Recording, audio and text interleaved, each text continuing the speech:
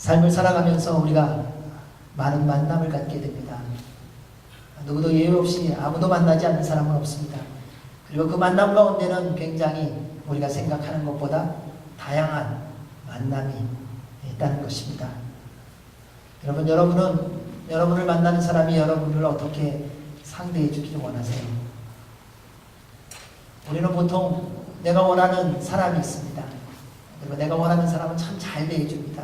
실수를 해도 넘어가고 잘못을 해도 뭐 그럴 수 있다라고 얘기하고, 그러나 내 마음에 들지 않으면은 언제든지 칼을 갈고 있다가 때만 되기만 하면은 힘들게 하고 어렵게 합니다. 그런데 누구도 예외가 아니라는 것이죠. 나는 별로 그런 사람이 아니다라고 하는 사람이 더 그런 사람이더라는 것입니다. 근데 이 기준이 무엇입니까? 나입니다.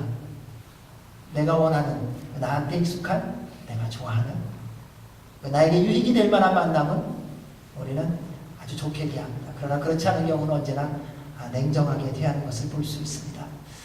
그런데 그런 생각을 하다가 만약에 하나님께서 나처럼 나를 대하신다면 어떤 일이 벌어질까? 여러분, 어떤 일이 벌어지겠습니까? 여러분처럼 사람을 대하듯이 하나님께서 여러분을 대해 주신다면, 내 감정에 따라, 내 상황에 따라, 내 형편에 따라, 내 조건에 따라 우리는 하루에도 12번 바뀌며 대하지 않습니까? 그런데 하나님이 우리를 그렇게 대하신다면 우리 가운데 과연 주님을 만날 수 있는 사람이 누가 있을까?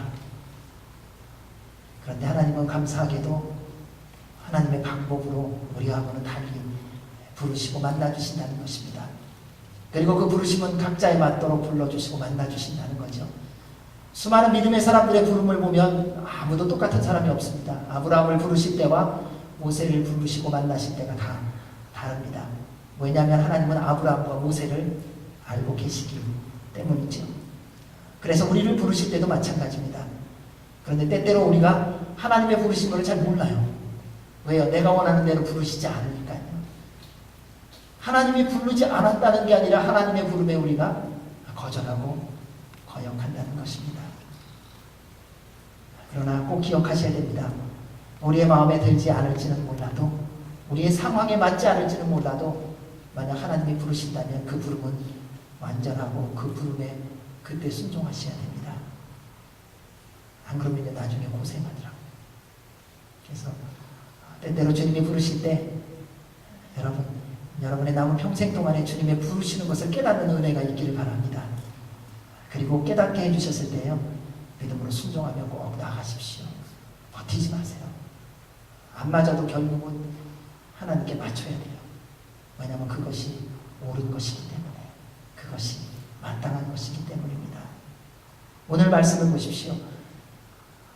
청년 사울을 예수님이 처음에 부르시지 않았는가? 불렀었습니다. 하지만 그는 그 부르심에 거절하고 대항했습니다. 다시 하나님께서 그에게 맞는 방법으로 부르십니다. 우리 1절, 2절 말씀을 같이 읽어보겠습니다. 시작. 한편 사울은 여전히 주의 제자들을 위협하며 그들을 죽일 기세로 대제사장에게로 나아가 다메섹의 여러 회당들에 써보낼 공문을 요청했습니다. 거기서 그 도를 따르는 사람을 만나기만 하면 남자와 여자를 가리지 않고 잡아다가 예루살렘으로 끌고 오기 위해서입니다. 예수님을 만나기 전에 청년 사울은 어떤 사람입니까? 초대교회 성도들에게, 예루살렘 교회 성도들에게 가장 위협적인 존재였습니다.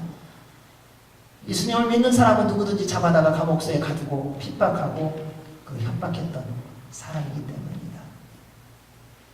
그리고 그의 모습을 보면 그냥 대강대강 감정대로 하지 않았던 것을 볼 수 있습니다. 그래서 오늘 말씀을 통하여 비록 그가 잘못한 모습은 있지만 그러나 그리스도인으로서 마땅히 본받아야 할 하나님께 쓰임을 받았던 사람의 두 가지 모습을 볼 수 있습니다. 첫째, 사울은 열정과 신실함이 있는 사람이었습니다. 1절 말씀을 보면 한편 사울은 여전히 이전과 동일하게 신실하게 열정적으로 주의 제자들을 위협하며, 이것이 청년 사울의 모습이었다는 것입니다.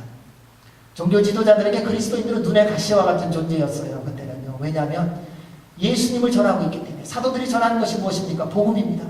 그 복음이 무엇입니까? 예수 그리스도께서 십자가에 달려 죽으시고 부활하셨다는 겁니다. 누구든지 그를 믿으면 영원한 생명을 얻는다는 건데 왜 죽었는가? 종교 지도자들이 모함하여 죽였다고, 우리가 예수를 십자가에 못 박혀 죽였다고 말하는 겁니다. 그래서 예수님의 이름이 전파되어지면 전파되어질수록 그 당시 종교 지도자들, 바리새인들, 율법주의자들은 자신의 잘못한 것이 같이 드러날 수밖에 없는 상황입니다. 그러니 어찌해서든지 예수 그리스도가 증거되는 것을 막아야 되는 것이 그들의 절대 절명의 사명이 아니었겠습니까? 하지만 이런 일을 누가 당사자들이 하겠습니까? 자칫하면 더 혼란스럽고 복잡하지 않습니까? 여러분, 어떤 일이 일어날 때 앞에 서는 사람은요, 사실은 별거 아니에요. 항상 실세는요, 뒤에 있습니다. 앞에서 막 소리 지르고 깃발 부대처럼 뭐 하고 별로 신경 쓰시지 않아도 돼요. 조금 지나고 어려움이 생기고 상황이 조금만 바뀌면 언제든지 바뀔 수 있는 사람. 그러나 끝까지 조정하고 하는 사람은 뒤에서 나타나질 않아요. 그런 사람들을 별로 무서워할 이유는 없다는 것입니다. 그런데 이러한 상황 속에서 청년 사울이 열정적으로 그리스도인을 잡아들이겠다고 자원하니 얼마나 좋은 일입니까? 종교 지도자들에게 청년 사울은 귀한 동역자입니다. 이런 사람 만나기 어려워요. 아마 그들도 기도했을 거예요. 그죠? 종교 지도자들, 바리새인들, 율법사이드니까 계명을 연구하면 뭐 하겠습니까? 살아계신 하나님께 기도했겠죠. 하나님이 예수 그리스도를 전하는 자들을 박멸할 수 있도록 하나님의 일꾼을 보내주십시오. 아마 이렇게 기도했을 것 같아요. 근데 그날 어느 날 청년 사울이 손을 들고만 합니다. 여러분, 제가 하겠습니다. 그 이단을 전파하는 그 무리들을 제가 색출하겠습니다. 하나님의 응답 아니겠습니까? 주님께서 이렇게 기가 막히게 좋은 청년, 실력 있는 청년, 열정적인 청년, 신실한 청년을 보내줬으니 얼마나 좋은 일이겠습니까? 누구도 선뜻하려고 하지 않는데, 힘들고 어려운 일은 자원하려고 하는 사람이 없는데, 이 젊은이는 열정과 신실함을 가지고 자원했으니 얼마나 그들에게 좋은 것입니까? 여러분, 악한 행동을 하려고 해도요, 열정과 신실함이 필요한 거 아세요? 신실하지 못하는 사람은요, 죄도 신실하게 짓지 못해요. 죄 짓는 사람도요, 신실해서 짓는 겁니다. 여러분, 거짓말도요, 신실해야 하더라고요. 남의 소문내는 것도요, 신실한 사람이 소문내요. 왜요? 어제나 오늘이나 내일이나 영원토록 소문내잖아요. 그 열정을 누가 감당하겠습니까? 그 열정이 없으면 소문내는 게 힘들다니까요. 누구를 판단하는 거예요? 신실하기 때문에 판단하는 거예요. 보기만 하면 판단이 되잖아요. 이거는 이게 잘못되고 저게 잘못되고. 신실성이 없이는 그게 안 되는 거예요. 세상에 악을 저지르려도 그렇게 열정과 신실함이 필요하건만, 하물며 하나님의 말씀대로 사는 선한 사람이야 얼마나 더 하겠습니까? 힘들고 어려운 환경 속에서 일을 이루어가는 사람, 새로운 일을 시작하고 도전하며 성취하는 사람의 특징이 무엇이겠습니까? 열정입니다. 신실함입니다. 포기하지 않습니다. 무너지면 또다시 일어납니다. 넘어진 것을 두려워하지 않습니다. 왜요? 또 일어나면 되니까요. 누군가에서 무시받은 거 그렇게 두렵지 않습니다. 왜요? 그만한 것이 감사하는 것이니까요. 실력과 경험이 부족해도 괜찮습니다.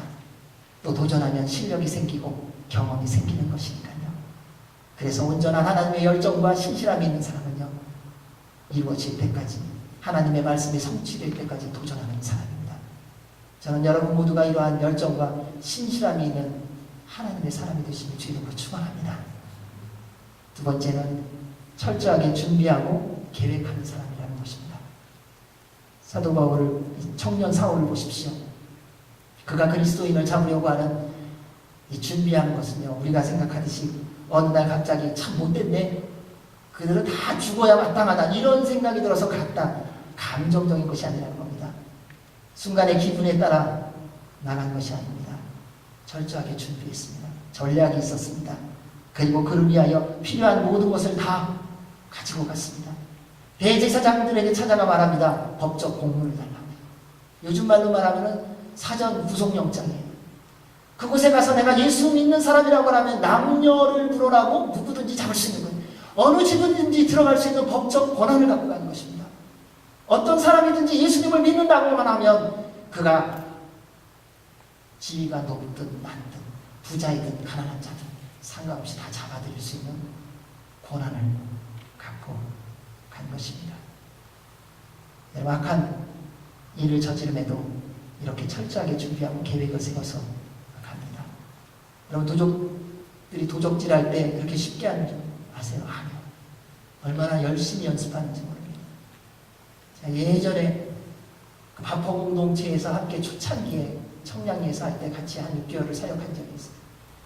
그때 많은 분들이 이렇게 와서 도와줄 때 보면은 아주 국민학교 2학년, 그러니까 초등학교 2학년 아이인데 의사 선생님들이 이렇게 모여서 기도를 했어요. 주여 하고 기도를 하고 있는데 얘가 한 바퀴 이렇게 쑥 돌아요.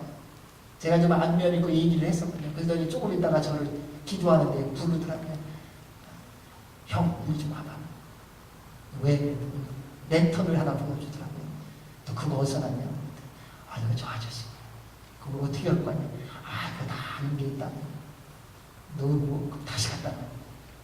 그거는 좋은 게 아니야. 그랬더니 또 한 바퀴 돌더니 다시 그 사람의 자리에 갖다 놨어요. 나중에 다 끝나고 얘기했어요. 또 그 기수도 어떻게 하냐? 자기 아버지가 그랬대. 아버지가 소매치기였어요. 제일 본 게 그거였어요. 그리고 늘 그것을 실습을 했어요. 처음에는 많이 걸렸대요, 자기도.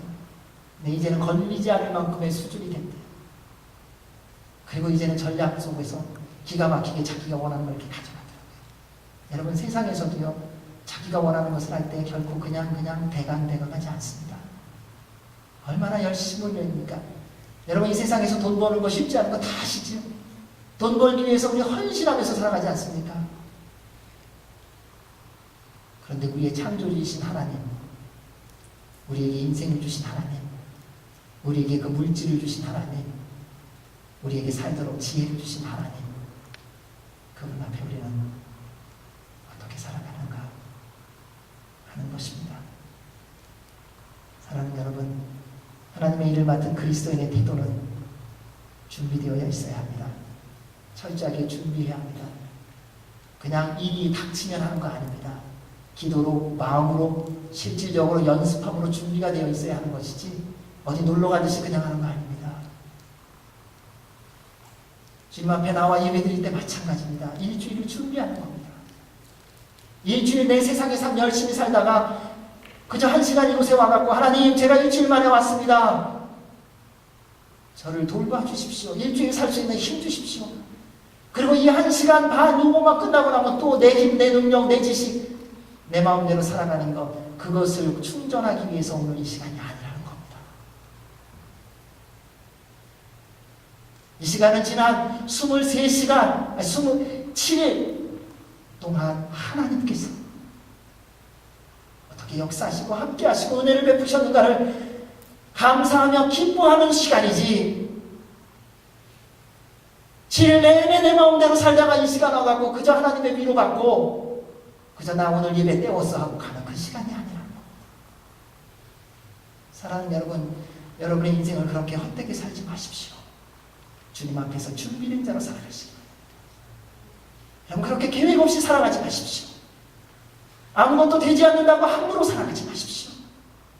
주님께서는 여러분의 영혼을 계획하시고 여러분과 함께 하나님의 뜻을 이루기를 원하세요. 그 하나님을 믿는다면 우리는 결코 한순간이라도 헛되이 보낼 수 없을 것입니다. 왜냐하면 그 시간도 하나님의 시간이기 때문입니다. 따라서 주님께서 여러분에게 맡겨주신 모든 것에 최선을 다하시기 바랍니다. 철저히 준비하고 섬기십시오. 직장에서, 가정에서, 하나님의 교회에서, 어떤 모임에서든지 마찬가지입니다. 릴렉스라는 이름으로 그냥 넘어가지 마세요. 무엇을 하든지 주님의 영광을 위해서 하십시오. 그래서 여러분의 인생 가운데 주님의 통치가 있기를 주의 이름으로 축원합니다. 아멘. 3절 말씀 읽겠습니다. 시작. 사울이 길을 떠나 다메섹 가까이 도착했을 때 갑자기 하늘에서 빛이 비쳐 그를 둘러쌌습니다. 사울은 모든 그리스도인들을 잡아들일 수 있는 법적 권한을 가지고 다메섹으로 갔습니다. 인간적으로 볼 때 모든 것이 잘 진행되는 것처럼 보이지요. 능력 있습니다. 권한 받았습니다. 마음대로 할 수 있습니다. 그가 무엇을 생각했겠습니까? 이제 다메섹에 가서 예수님 믿는 사람을 내가 어떻게 찾아낼 것인가? 이거는 그동안에 예루살렘에서 경험한 모든 경험, 전략을 가지고 다메섹에서 기가 막히게 발본세곤한 그 생각으로 다메섹 도상을 지나가고 있었을 것입니다. 우리는 잘 진행되면요, 그 다음에는 당연히 잘 될 거라는 생각이 있습니다.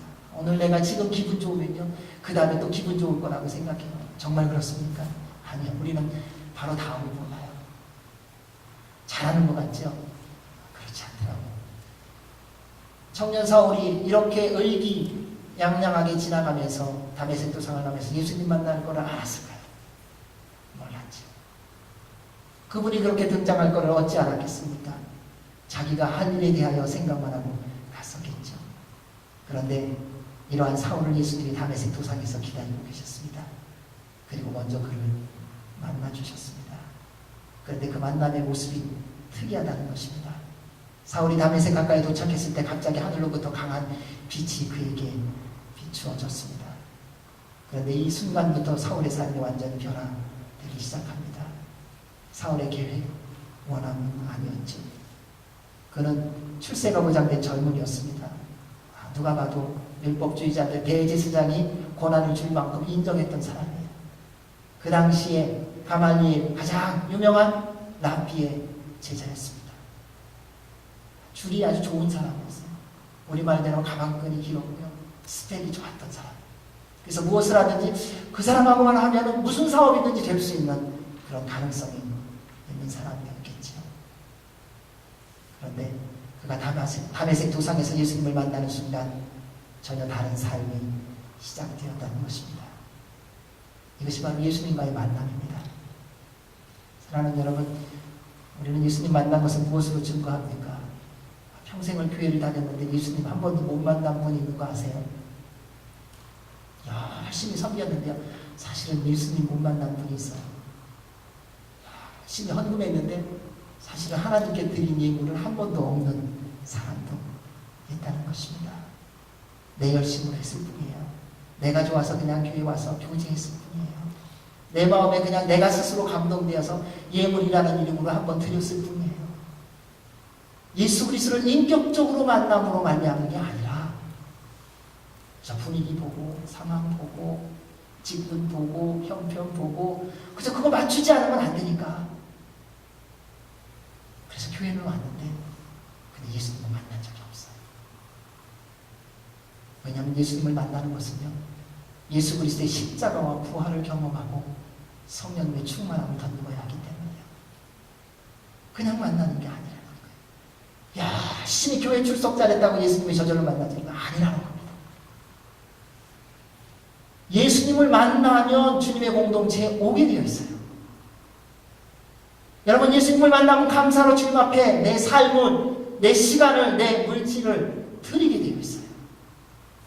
예수님을 만나면 우리의 삶의 변화가 시작된다는 것입니다. 따라서 예수님을 인격적으로 만난 사람은 누구나 인생의 참된 변화가 시작됩니다. 왜냐하면 그 변화는 우리의 힘과 능력으로 되는 것이 아니라 예수 그리스도의 십자가와 부활의 능력으로, 성령님의 능력으로만 되기 때문입니다. 그래서 예수님을 만난 사람은 어떤 일이 일어나는 줄 아세요? 예수님을 만나면 이전의 삶으로 돌아가지 못해요. 생각은 돌아가고 싶은 생각이 있는데 몸이 안 돼요. 왜요? 예수님을 이제 만났어요. 과거에 수많은 사람들에게 인정받고 칭찬받고 부러움받던 삶에 머무를 수가 없어요. 왜요? 주님의 말씀대로 살아가는 것이 가장 기쁨이 되기 때문에. 이전에 사치를 부리고 내가 원하는 대로의 삶을 살아가는 것에 다시 돌아갈 수가 없어요. 이제는 주님의 말씀이 나에게 가장 좋은 것이기 때문에 주님의 뜻대로 순종하며 살아가기 때문에. 사람들이 말하는 행복, 사람들이 말하는 안정, 사람들이 말하는 부귀영화의 마음이 빼앗기는 것이 아니라 하나님의 나라와 영광을 위하여 쓰임받는 것에 우리의 온 마음이 집중되기에 더 이상 세상의 것에 마음을 두지 않게 된다는 것입니다. 따라서 사랑하는 여러분, 혹이라도 여러분 가운데 아직 예수님을 인격적으로 만나지 못한 분이 있다면 예수님을 인격적으로 만나는 다메섹이 있기를 주의 이름으로 축원합니다. 그리고 새로운 삶을 시작하십시오. 수십 년, 수대, 그것이 중요한 것이 아닙니다. 내가 예수 그리스도를 인격적으로 만나는 게 중요한 것입니다. 4절 말씀 읽겠습니다. 4절 5절입니다. 사울이 땅에 쓰러졌습니다. 그때 그는 사울아 사울아 내가 왜 나를 핍박하느냐는 음성을 들었습니다. 사울이 주여 누구십니까? 라고 묻자 나는 내가 핍박하는 예수다. 예수님은 사울을 눈이 멀도록 강한 빛을 통해 만나 주셨지요. 왜냐하면 그것이 사울에게 맞는 방법이었기 때문입니다. 이전에 고생하지 않고 만날 시간이 분명히 있었습니다. 언제냐면요, 스데반이 설교할 때 그가 옆에 있었어요. 예수님에 대한 복음을 못 들었다? 아니요, 거짓말이에요. 들었어요. 한 번도 아니고 여러 번 들었을 거예요. 그리고 돌로 쳐 죽이는 그 현장에서 옷을 벗어 던지며 증인으로서 서 있었던 사람이에요. 예수님에 대해서 못 들었다, 이런 말 할 수 없어요. 너무나도 많은 사람들이 청년 사울이 예수 그리스도의 복음에 대해서 들었다는 걸 알고 있어요. 증인들이 너무 많다는 겁니다. 하나님이 우리를 만나시기 위해 얼마나 많은 기회 우리에게 말씀하셨는지 모릅니다. 여러분, 주님을 만날 기회가 없다고 말하는 거 다 사실은 거짓말이야. 우리 주님은 온 우주 만물을 통해서도 이미 우리에게 하나님을 알만한 것을 주셨기 때문에 자연 만물만 제대로 보아도 하나님을 발견할 수 있다는 거예요. 내 삶을 제대로만 깨닫기만 해도 주님이 나에게 말씀하시고 나에게 다가오신 것을 알 수 있다는 것입니다.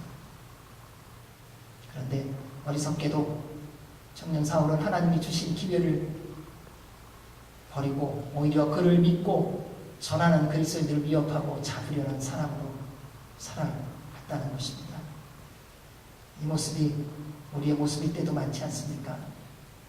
얼마나 많은 순간 주님이 우리를 매일 매순간 만나기를 원하십니까? 그런데 우리는 상식, 논리, 상황, 형편, 여건, 다른 사람, 내 감정, 내 기분, 그런 이름으로 다 끊어버려요. 예수님, 지금은 내가 안 좋아요. 지금 말씀 읽으면 어떠니? 나하고 좀 대화하자면 주님, 지금은 제 감정 아시잖아요. 이제 한 번 안 한다고 하면 안 하는 거 아시죠? 지금 아니에요. 주님 앞에서도 우리가 그렇다는 거, 우리 한 번도 그런 적 없다고 말하지만 우리는 수없이 그러고 있다는 거예요. 주님이 함께 교제하고 할 때 우리는 내가 바빠서 주님을 거절했습니다. 주님이 함께 일하자고 할 때 우리는 내 입이 바빠서 그 부르심에 거절했습니다. 주님이 함께 사랑하자고 할 때 우리는 세상을 사랑하느라고 주님의 사랑을 거절할 때도 많았다는 것입니다. 우리 하나님은 세상을 사랑하십니다. 그래서 이 땅에 예수 그리스도를 보내주셨고 누구든지 예수님 믿는 사람 구원받도록 하셨어요. 그리고 말씀하셨습니다. 지금이 바로 은혜 받을 만한 때요, 지금이 바로 구원의 날이라고요. 사랑하는 여러분, 구원의 감격은 지금 누리셔야 됩니다. 여러분에게 그러한 주님의 이름으로 부탁을 드리고 싶습니다. 여러분, 언제 구원의 감격을 누리셨어요? 언제 예수님 믿어서 구원받은 그 기쁨이 언제 있으셨어요? 어저께요? 일주일 전에? 1년 전? 10년 전? 어쩌면 처음 예수님 만날 때 그때만? 구원의 감격은 한 번으로 끝나지 않습니다. 구원의 감격은 오늘도 더 새롭게 역사하는 능력입니다. 하나님의 은혜는 구원받을 때 그때 한 번 끝난 것이 아니라 지금도 하나님의 은혜로 살아가야 합니다. 매 숨쉬는 순간마다 구원의 감격, 구원의 은혜가 있기를 주의 이름으로 축원합니다. 예수님은 빛으로 인해 눈이 멀고 땅에 쓰러진 사울에게 이렇게 말합니다. 사울아 사울아 왜 내가 나를 핍박하느냐. 사울의 입장에서는 황당한 말씀 아니겠습니까? 왜냐하면 사울은 한 번도 예수님을 힘들게 한 적 없거든요. 공생의 기간 동안에 쫓아가서 예수님 방해했나요? 아니요. 예수님이 설교하시는데 산상수훈하시는데 사울이 가서 그거는 틀린 말이라고 방해했나? 아니요. 예수님이 계신 동안 사울은 한 번도 방해한 적 없습니다. 예수님이 어떤 분인지도 어떤 면에서는 몰랐던 사람입니다. 그런데 뜬금없이 예수님이 나타나셔갖고 빛으로 나타나시고 눈 멀게 하고 말합니다. 주님 누구십니까? 그랬더니 내가 핍박하는 예수다. 사울이 모르고 있고 전혀 생각하고 있지 않았지만요, 한 가지 분명한 것을 보여줍니다. 여러분, 예수님을 믿는 사람을 핍박하는 것이 바로 예수님 핍박하는 거더라고요. 그래서 주님이 예수님을 핍박하는 자들을 그냥 두지 않으십니다. 그래서 이스라엘 백성들이 430년의 노예 생활을 하면서 하나님 앞에 울부짖습니다. 주님이 뭐라고 말씀하십니까? 내가 너희의 기도를 듣고 나의 언약을 기억하였노라. 사랑하는 여러분, 하나님의 자녀가 기도하는 것은요, 하나님이 다 기억하세요. 다 들으세요. 왜냐하면 예수 그리스도를 믿고 구원받은 자를 힘들게 하는 것은 예수님을 힘들게 하는 것이기 때문입니다. 여러분, 누가 자녀를 가장 사랑합니까? 부모예요. 저는 자존심 때문에 음식점 가서 이렇게 화내는 사람은 아닌데, 예전에 저희 큰애가 어렸을 때에 이렇게 장난을 하다가 막 뛰어놀다가 짜장면집에서 옆에 있는 어떤 분의 짜장면에 간장 준비를 엎었어요. 그분이 그러더라고요. 큰애를 갖고 뭐라고 하더라. 너 어디서 배워 먹어가고 이렇게 음식점에서 뛰어다니냐. 분명히 잘못한 거지 않아. 근데 그 소리를 듣고 제 마음에 화가 나는 거예요. 그래서 갔어요. 아저씨가 뭔데 남의 딸한테 뭐라 그래요. 이게 부모더라고. 내 자녀가 뭘 잘못했나 그거 관심이 아니야. 내 자녀가 얼마나 여러 번 소리 지르는가 이게 관심이 아니더라고. 내 자녀를 건드리기만 해봐라. 당신이 무엇인데 나의 사랑하는 자녀를 그렇게 함부로 대하는가. 부모의 마음은 그거더라. 여러분, 우리 안에 예수님이 주인이시고 우리가 하나님의 자녀로만 온전히 살아간다면 세상의 세력이 우리를 건드리지 못합니다. 왜냐하면 우리의 영원한 아버지이신 하나님께서 우리를 지키시기 때문입니다. 그래서 우리는 걱정할 필요가 없어요. 어쩌면 내일 먹고 살 게 없는다 할지라도 나의 아버지가 하나님이시다면 여러분 걱정할 필요가 없습니다. 따라서 세상 세력이 여러분을 무시하고 버릴 때 걱정하지 마십시오. 세상의 풍랑이 거칠게 일어날 때 두려워하지 마십시오. 예상치 못한 시련이 여러분 앞에 맞닥뜨리고 그 기간이 비록 길어진다 할지라도 여러분 염려하지 마십시오. 독생자를 보내서 십자가에 달려 죽게 하실 만큼 여러분을 하나님은 사랑하십니다. 여러분 요즘에 잃어버린 물질이 있으세요? 두려워하지 마세요. 여러분 요즘에 건강을 잃어버리셨습니까? 걱정하지 마세요. 관계가 좀 멀어지셨나요? 두려워하지 마세요. 주님께로 나오십시오. 주께서 다 보고 계시고요. 지키시고요. 보호해 주실 것입니다. 그래서 우리가 이 말씀을 통하여 한 가지를 더 보아야 합니다. 우리도 마찬가지라는 겁니다. 믿음의 형제, 믿음의 자매를 힘들게 하는 것은 곧 예수님을 힘들게 하는 거라는 거예요. 믿음의 부부라고 하는데 서로 미워하며 예수님 미워한다는 걸 꼭 기억하시기 바랍니다. 싸우는 것은요, 내가 내 아내와 싸우고 내 남편하고 싸우는 건요, 예수님하고 싸우는 거예요. 왜요? 내 안에 예수님 믿고 구원받은 하나님의 자녀잖아요. 여러분 예수님 믿고 구원받은 하나님의 자녀잖아요. 그러니까 나하고 싸우는 사람은 예수님하고 싸우는 거예요. 자, 반대로 나도 예수님 믿는 사람하고 싸우면 예수님하고 싸우는 거예요.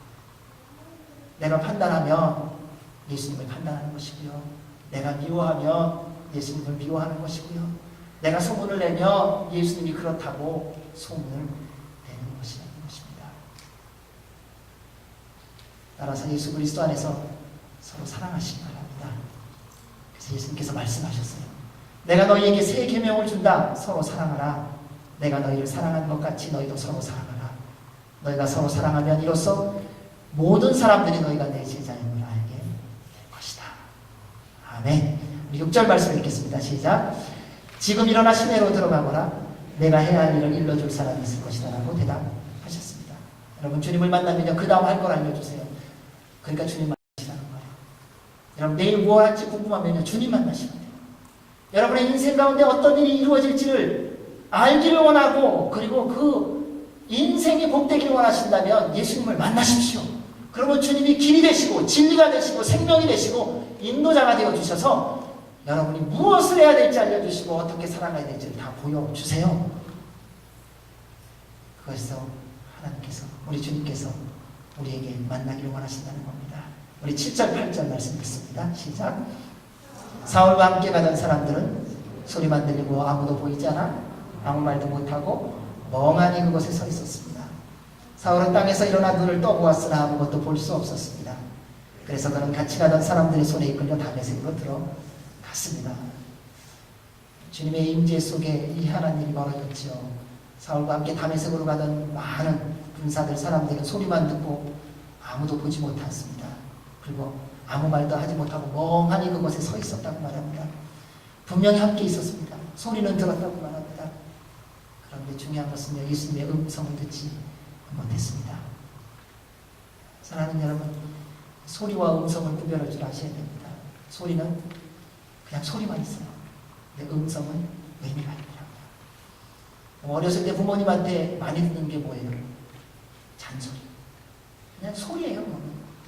잔소리니까 그냥 기억나는 게 없어요. 아무리 24시간을 들어도 그것은 잔소리였기 때문에 남아있는 게 없어요. 소리는 소리인데 의미가 없는 소리거든요. 우리 엄마 또 잔소리야. 우리 아빠 또 잔소리야. 그 잔소리라고 하는 그게 들어오는 순간 이미 기가 막히고 마음이 다칩니다. 세뇌 교육을 한다고 안 되더라고요. 세뇌 교육을 해도 북한에서도요, 이 세뇌 교육이 안 되는 사람이 있더라고요. 왜 안 되느냐? 소리만 들리거든요. 여러분, 대화를 해보십시오. 하루 종일 대화해도 무슨 소리 하는지 모르잖아요. 그 사람하고 하루 종일 만났는데 머리만 아프지 도대체 무슨 대화를 했는지 아무것도 남는 게 없어요. 왜요? 소리만 쳤거든요. 음성이 있어야 됩니다. 주님의 음성이 들리지 않으면 예배를 드리지만 소리만 있을 뿐이에요. 소리만 있기 때문에 의미가 없어지는 것입니다. 찬양을 부르는데 소리만 있을 뿐이에요. 기도를 하는데 소리만 있어요. 말씀을 듣는데 소리만 있어요. 그러니 우리는 전혀 다른 생각으로 갈 수밖에 없지 않을까요? 그래서 상대방의 음성이 들리는 것이 은혜입니다. 오랫동안 얘기해서가 아닙니다. 사랑하고 믿고 있으면요, 한마디인데 그 안에 음성이 있어요. 미워하고 시기하고 판단하면요, 소리는 많은데 음성이 없어요. 그래서 헛된 소문을 내는 사람은요, 소리만 큰 사람. 부부하고 얘기해 보십시오. 20년 만나고 뭐라고 말합니까? 30년 살았는데 나중에 뭐라고 말합니까? 평생을 40년을 살았는데 뭐라고 말합니까? 당신하고 나는 한 번도 대화한 적이 없다고 말해요. 왜요? 지난 40년, 50년 동안 서로 소리만 냈기 때문에. 사랑하는 여러분, 하나님의 말씀을 들을 때에 하나님의 음성이 들리는 은혜가 있기를 바랍니다. 여러분, 서로 주님 안에서 만나서 서로 이야기할 때 음성이 들리시기 바랍니다. 그때 주님의 은혜가 있을 것입니다. 예수님을 만난 사람은 눈이 멀었죠. 보통 예수님 만나면 어려웠던 게 해결되는 게 예수님 만나는 거예요. 안진뱅이가 나야 예수님 만난 거고요. 귀머거리가 귀가 열려야 예수님 만난 거예요. 눈이 먼 사람이 눈이 떠져야 예수님 만난 것입니다. 손이 오그라진 사람이 손이 펴져야 예수님 만난 거예요. 그런데 청년 사울은 예수님을 만났는데 멀쩡한 눈을 조금 전까지만 해도 멀쩡하게 다 보던 눈이 보이지 않게 됐다는 것입니다. 그런데 이것이 하나님의 은혜와 하나님의 사랑이라는 겁니다. 왜냐하면 예수님 만나기 전에 사울은 살기 든든한 눈을 가졌던 사람입니다. 그리스도인들을 잡아내려는 눈이었습니다. 철저하게 세상적이고 악한 눈이었습니다. 무엇을 말하는지 판단하고 비판하는 눈을 갖고 있었습니다. 어떤 경우에든지 잘못된 것을 발견하는 눈을 갖고 있었습니다. 어떤 상황에 들어가든지 원망과 불평을 하는 눈을 갖고 있었던 것입니다. 그런데 예수님을 만난 후 그 세상적인 시력이 사라진 것입니다. 세상적인 기준과 판단이 사라진 거예요. 여러분, 이게 예수님 만난 증거예요. 예수님을 만나면요, 우리 세상의 눈이 멀어져요. 아직도 세상 것이 좋다. 우리는 그래서 자꾸 콘택트 렌즈끼고요, 돋보기를 그냥 압축해가면요. 여러분, 그 눈을 버리셔야 됩니다. 주님의 은혜로 세상의 눈이 아주 멀어져야 됩니다. 그래야 새 눈을 갖습니다. 인식 수술을 좀 받아야 돼요. 내가 보던 눈이 아니라 이제는 예수 그리스도로 말미암아 보는 눈이 돼야 됩니다. 내 입이라고 내 마음대로 말했던 말이 아니라 이제는 예수 그리스도의 입술로 말하는 말이 되어야 됩니다. 내 생각이고 내 마음이기 때문에 함부로 생각하고 품는 마음이 아니라 주님의 심장을 가지고 주님처럼 생각하고 품는 마음이 되어야 하는 것입니다.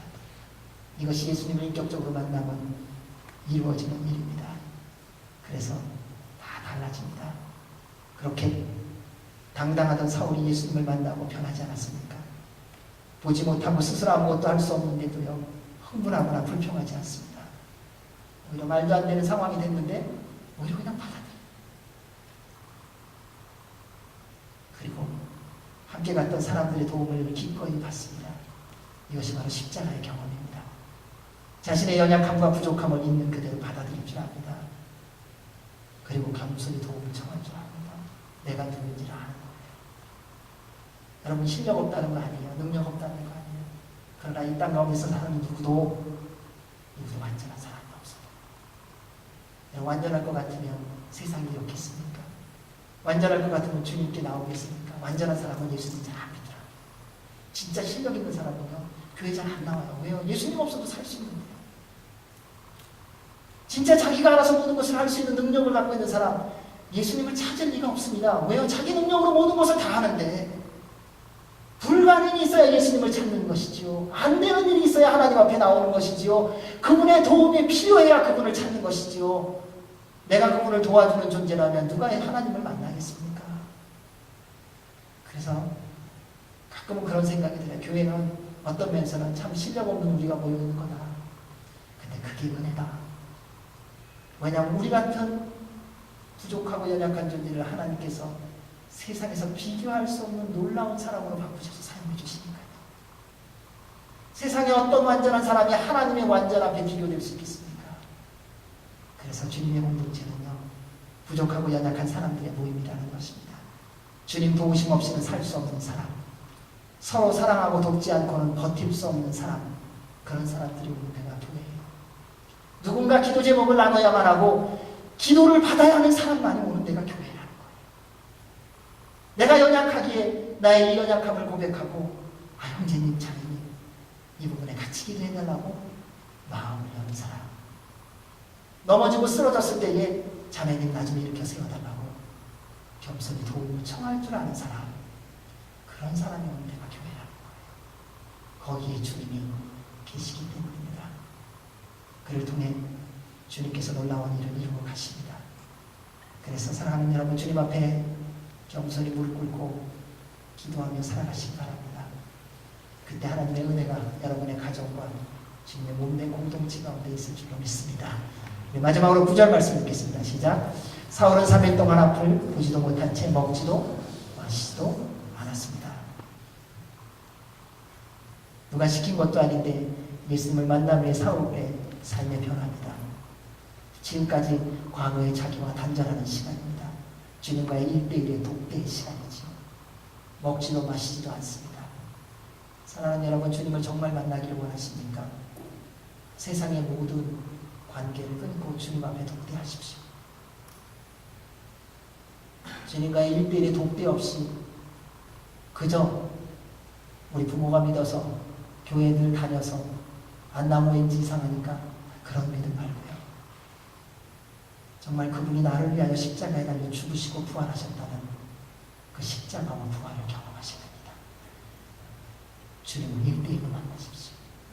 주님은 여러분을 만나기를 태초부터 기다리고 계십니다.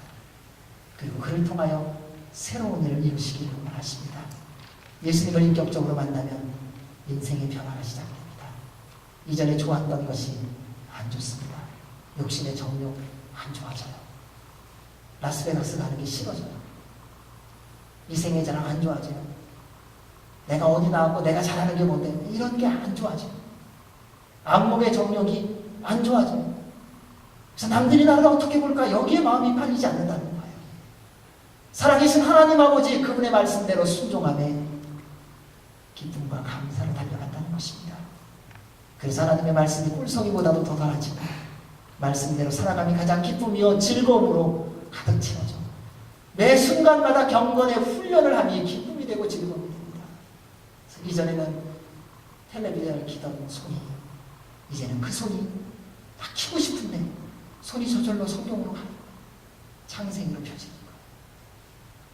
이전에는 다른 데로 놀러가던 발이 어느 틈에가 주님 앞에 무릎 꿇는 기도의 무릎으로 바뀌어진다는 것입니다. 이전에는 다른 소리를 하던 소리와 입술이 어느 틈인가 주님을 찬양하고 경량의 음성으로 바뀌어진다는 것입니다. 사랑하는 여러분, 예수님께서 여러분 모두를 부르셨습니다. 그 부르심에 다시 믿음으로 순종하시기 바랍니다. 이 세상에도 어떤 것과 바꿀 수도 없고 비교할 수 없는 놀라운 일이 시작될 것입니다. 하나님은 여러분을 통해 영광 받기를 원하십니다. 과거에 어떤 일이 있었든 보혈의 피에 다 흘러가게 하십시오. 이제 예수 그리스도와 함께 부활의 능력으로 성령님의 충만한 가운데 새 출발하시기 바랍니다. 그러니 너무 평생 하나님의 기쁨과 자랑과 영광이 되시는 여러분 모두가 되시기를 주님의 이름으로 간절히 축원합니다. 아멘.